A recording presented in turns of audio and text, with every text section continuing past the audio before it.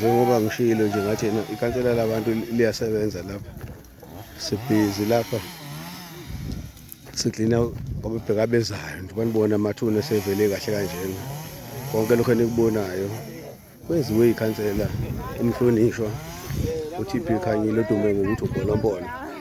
So njengamanje ikhansela elithanda abantu nekhansela elekelela umphakathi selicabangele umphakathi ukuthi naye akube neproject enjengalena, iproject ezosiza ukuthi la emathuneni kube clean nje banibona nje amathuna esebonakala, abantu sezokwazi ukubona nehlobo zenu nabathanda bakeni noma nikhombisa ingane nibakhombise ngento ekhona njengoba nibona nje ikhansela yilo leliyana elenza izinto ezihle kanje elisiza umphakathi.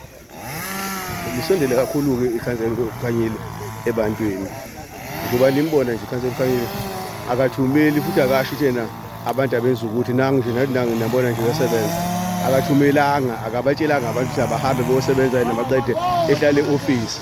Abantu unabo phambili, uhlezi nabo emphakathini bakwethu. Kanti linjani ikhansela ngabe siyalidinga ngoba sidinga amakhansela njengale, amakhansela angathumeli, amakhansela ayizela wona emphakathini. Ngiyabonga.